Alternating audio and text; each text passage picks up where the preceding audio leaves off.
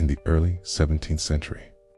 The English colonies in North America were still fragile experiments. Survival was uncertain, resources were scarce, and no one could predict whether these settlements would last, disappear like so many failed attempts before them. England was sending ships across the Atlantic with hope, fear, and desperation packed tightly below deck. Men, women, and children crossed an ocean, not knowing if they would ever see their homeland again, or even survive the journey. Among these early arrivals were people whose stories would never be fully written down. Their names, lives, and struggles were often reduced to a single line in a record book, or erased completely by history. In 1619, a ship arrived in Virginia, carrying Africans taken from their homeland against their will. They were not recorded as slaves at first, but as indentured servants, forced into labor to survive in a foreign land. Indentured servitude was brutal. Years of unpaid labor were demanded in exchange for food, shelter, and the promise of freedom someday. Many never lived long and not to see that promise fulfilled. Among these Africans were two indentured servants whose names history barely preserved. They worked, suffered, and endured in a colony where survival itself was a daily struggle. In the year 1624, something happened that would quietly mark history forever. A child was born in the English colonies of North America, a child named William Tucker. William Tucker is the first recorded African child born in the English colonies. His birth was not celebrated in public squares or marked with ceremony, but it was carefully noted in colonial records. William was born to parents who themselves had no control over their own lives. They were indentured servants, working land they did not own, the laws that did not protect them.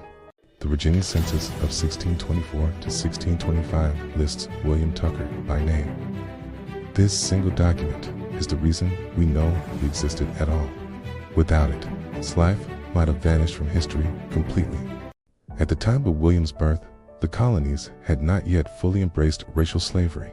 The system was still forming, shifting quietly from temporary servitude to permanent bondage.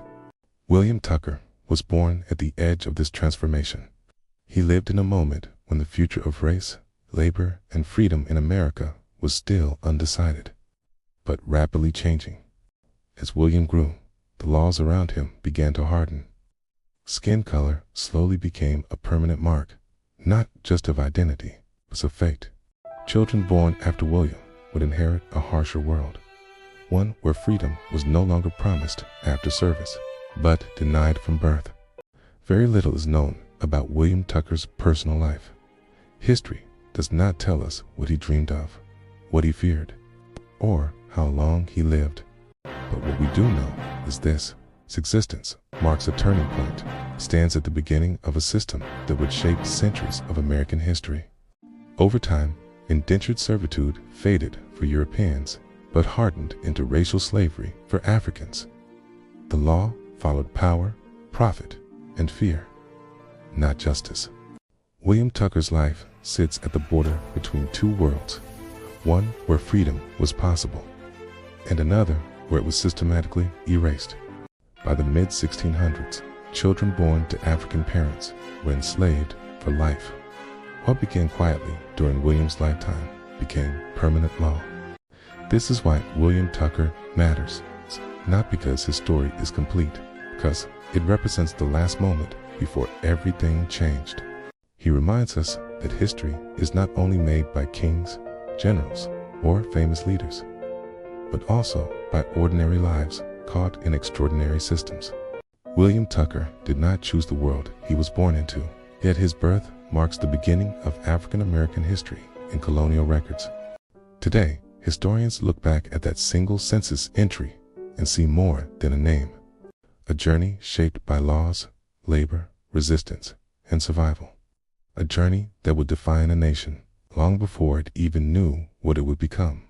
William Tucker did not choose to be part of history.